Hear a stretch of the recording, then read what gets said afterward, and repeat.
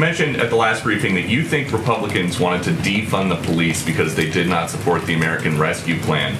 Which Republican ever said that they did not like the American Rescue Plan because they wanted to defund the police? Well, first, let me just note that the president ran and won the most votes of any candidate in history on a platform of boosting funding for law enforcement after Republicans spent decades trying to cut the cops program. There's record of that. That doesn't require anyone having new comments, and then also stood in the way of crucial funding needed to prevent the laying off of police officers as crimes increase. That's a simple statement of fact.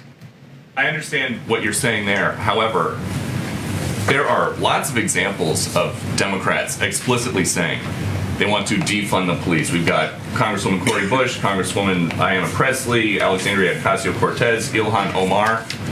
Are there any examples of Republican members of Congress saying they want to defund the police? I think most people would argue that actions are more important than words, wouldn't you say? Not only do we need to defund, but we need to dismantle and start anew. Yes, I support the defund movement because this is about the investment in our communities, which have historically been divested. In many cities in America, over 1/3 of their city budget goes to police. So we have to have this conversation. What are we doing? Why use the word defund? Why use the word defund? And it's like, this is the word that's coming from the street. At the time of the vote on the American Rescue Plan, you had the Republican leader in the Senate, Mitch McConnell. He said he just didn't like it because he thought it was a classic example of big government Democratic overreach in the name of COVID relief.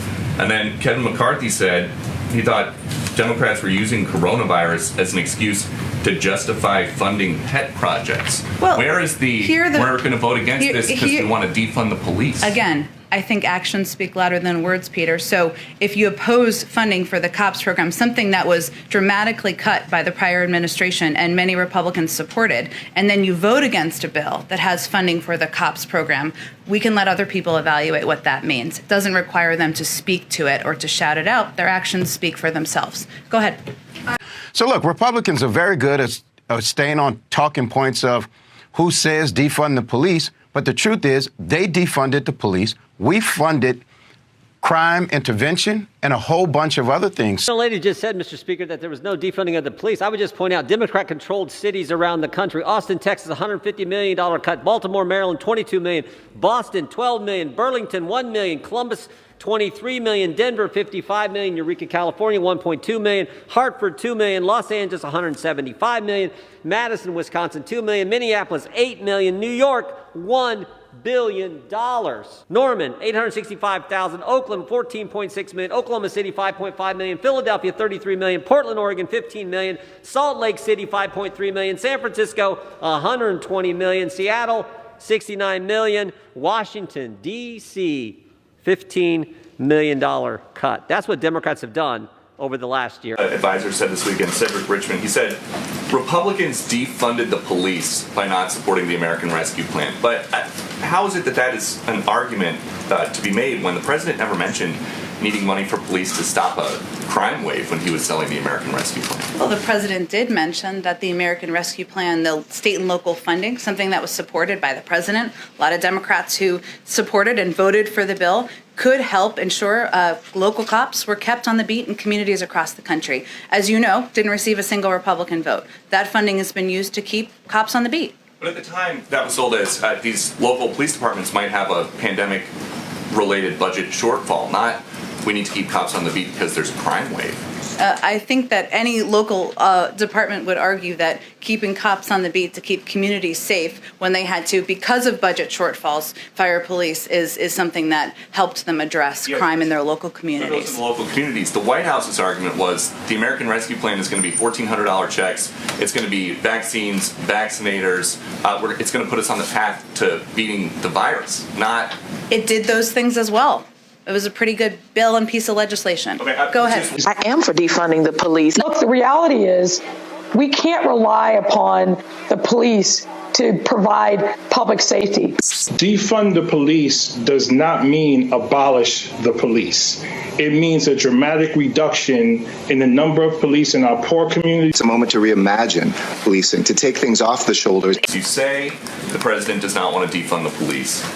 Is the president concerned then that last year the now Associate Attorney General Vanita Gupta said it was, quote, critical for state and local leaders to heed calls from Black Lives Matter and Movement for Black Lives activists to decrease police budgets? Well, let me first say that as a Fox News report that came about in February quoted, quote, current and former police chiefs in more than 53 cities across the country, as well as the National Fraternal Order of Police, are issuing their support of the nomination of Vanita Gupta. I don't know that that was your report or not, but it was certainly one from your network. But she said, okay, so that's the Fox report. Thank you.